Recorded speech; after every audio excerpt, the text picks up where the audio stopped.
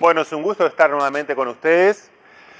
Mi rol en este punto es darle un análisis económico de esta alternativa que estamos presentando hoy, Crib Feeding, en donde vamos a presentarles tanto el efecto que tiene en la suplementación en sí, en el resultado productivo de esa estrategia, como el impacto en el sistema productivo.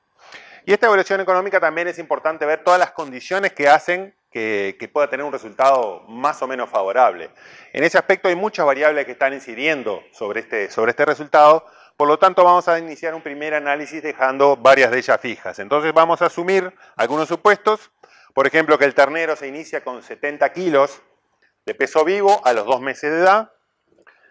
Vamos a asumir una ganancia del ternero del grupo testigo, el que no se suplementa, de 600 gramos, lo cual, si asumimos una duración del periodo de suplementación de 120 días, como se planteó, vamos a llegar con un ternero, digamos, el ternero estándar, el que no es suplementado, con 143 días al 15 de abril.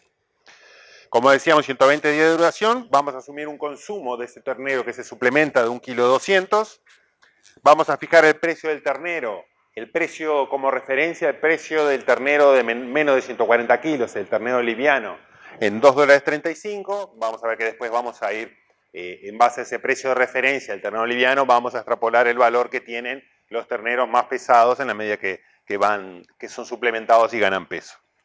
Y vamos a asumir también un precio de la ración fijo, en este caso de $300, ¿tá? Porque hemos visto que el valor de este tipo de raciones, de entre 18 a 20% de proteína cruda, anda en el eje de entre 250 y 350 kilos. Por lo tanto, vamos a tomar un valor promedio, después vamos a ver que vamos a hacer una variación conjunta de estos valores.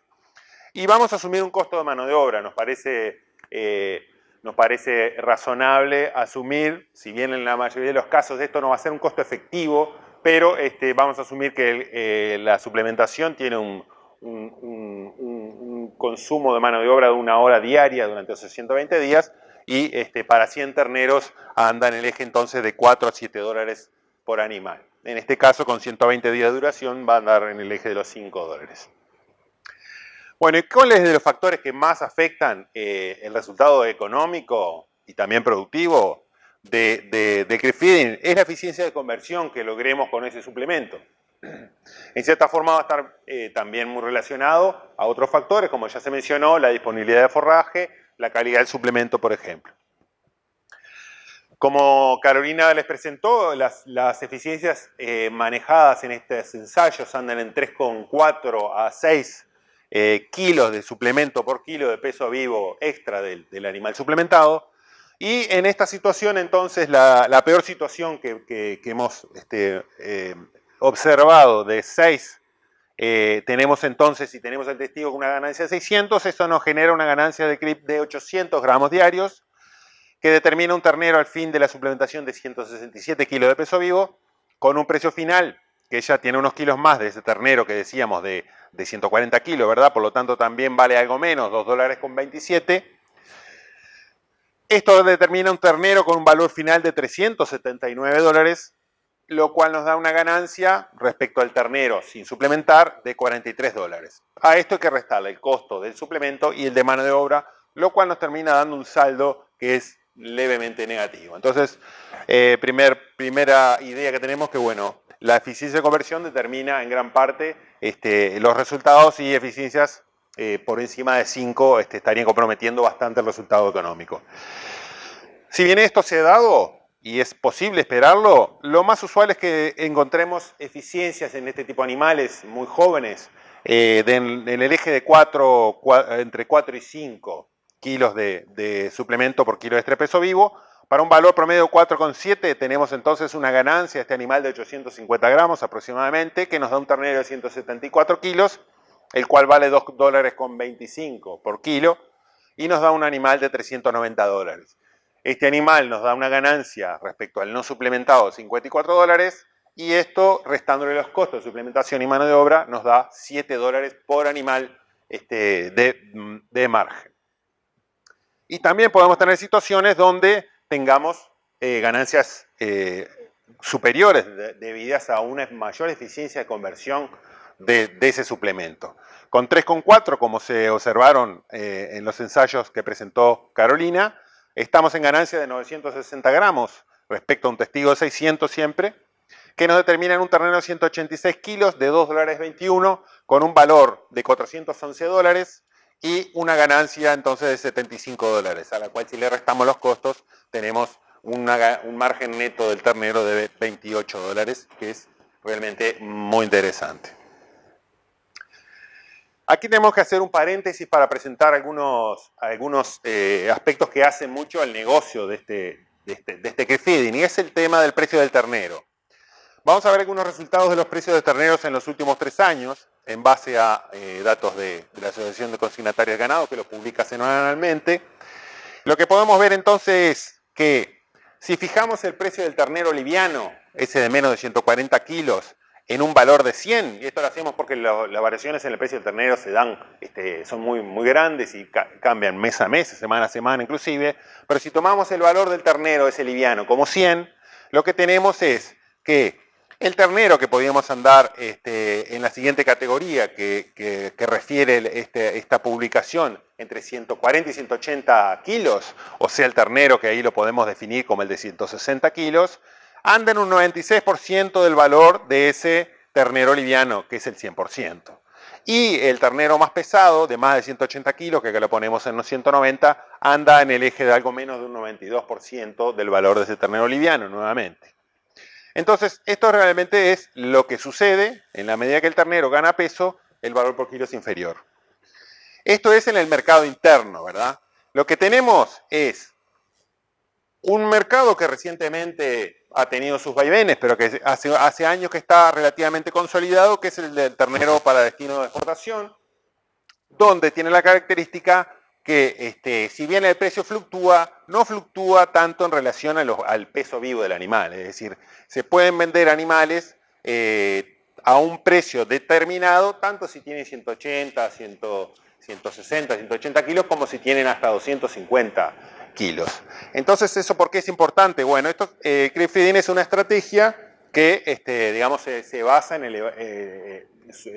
elevar el peso de los terneros al destete, y lo que podemos ver es que, bueno, en la medida que nosotros tenemos terneros que superan en el eje de los 170 kilos, donde el precio en el mercado, digamos, interno del ternero baja bastante, en la exportación el pie este precio se mantiene constante. Entonces, diríamos que por encima de un eje de referencia de 170 kilos, el ternero que obtengamos va a tener un mejor, digamos, desempeño económico si se destina a la exportación, mientras que por debajo de estos valores el mercado interno absorbería ese ternero con mejores precios por kilo. Y esto es importante para tenerlo en cuenta en estos análisis que vamos a realizar. Bien, como veíamos en el cuadro anterior, teníamos la eficiencia de conversión que determina en forma importante el resultado económico del negocio, pero hay otros factores. Entonces ahora vamos a hacer un análisis, digamos, de sensibilidad a varios de los factores que después vamos a ver qué tanto inciden, pero sabemos que inciden. En este caso entonces vamos a variar simultáneamente, como decíamos, la eficiencia de conversión. Los valores que vamos a tomar están entre 6 y 3,3, que fueron los resultados obtenidos por Carolina en sus ensayos de varios años, con un valor más probable de 4,5 kilos de suplemento por kilo extra de peso vivo. El precio de la ración, esta ración de 18% de proteína, va a estar variando entre 250 y 350 dólares, con un valor más probable de 300. Vieron que en estos casos el valor más probable anda bastante por el medio de los mínimos y máximos. En el caso del ternero, vamos a analizar una serie de precios de los últimos 3 años también, donde tenemos mínimo de 2.10 y máximo de 2.60, aunque esta distribución no es tan simétrica, digamos. El valor más probable anda más bien más cerca de los valores estos inferiores, ¿no? En realidad ha subido hasta valores de 2,60 en algunos momentos, pero en general anda rondando 2.10, 2.20, 2.30 y por ahí.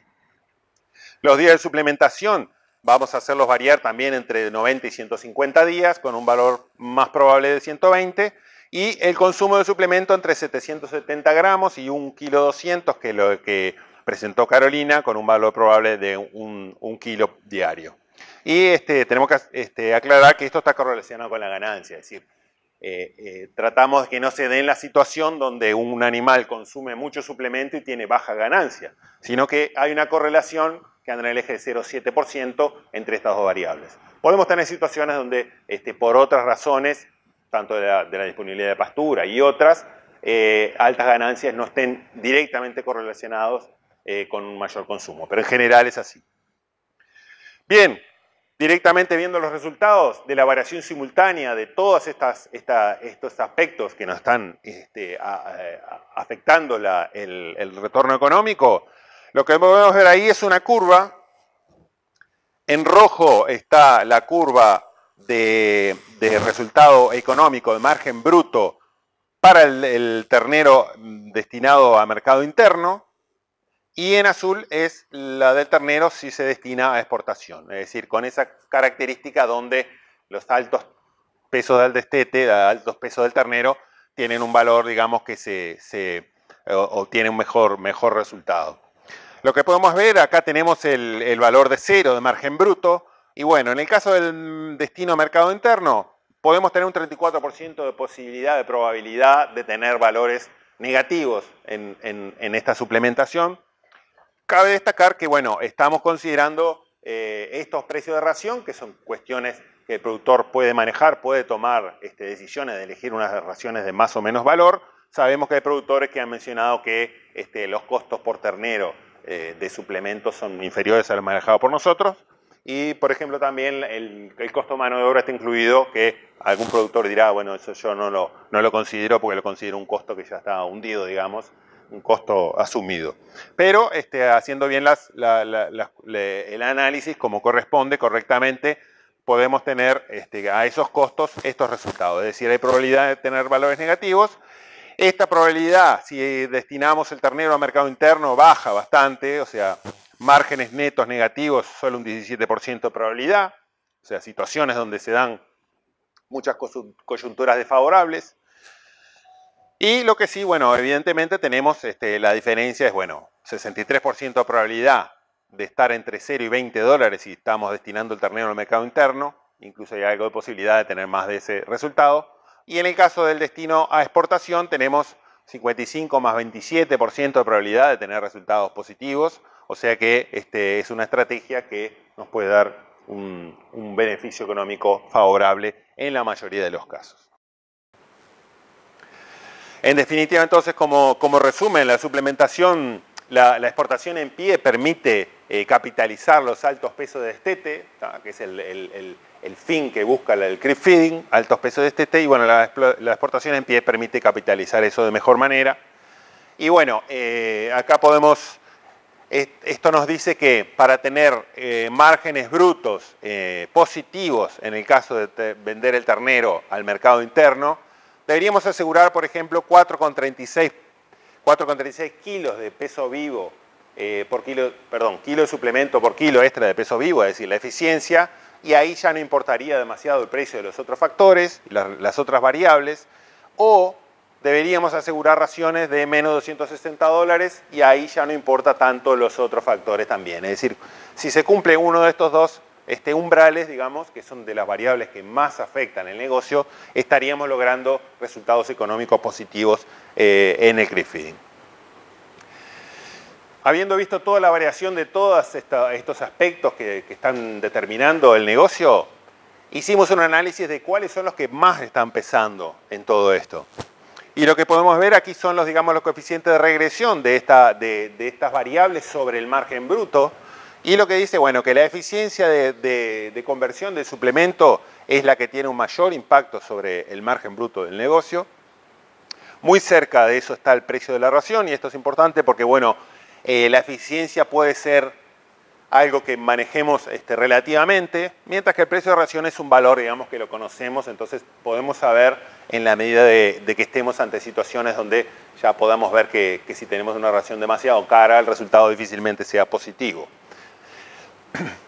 En tercer lugar está el precio del ternero, que afecta, en este caso ven que es hacia la derecha, porque positivamente mayor precio, mayor resultado, pero ya menos que estos otros dos factores. Y después empiezan los otros factores como el consumo diario.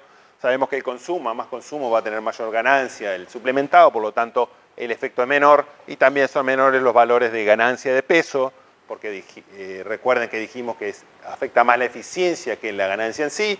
Acá estamos hablando de la ganancia tanto para el suplementado como para el de creep feeding, ¿verdad? Y también los de suplementación tienen menos incidencia. Por último, este sería el resultado a nivel del impacto en un sistema criador de 500 hectáreas, si aplicamos el creep feeding en todo el lote de terneros machos.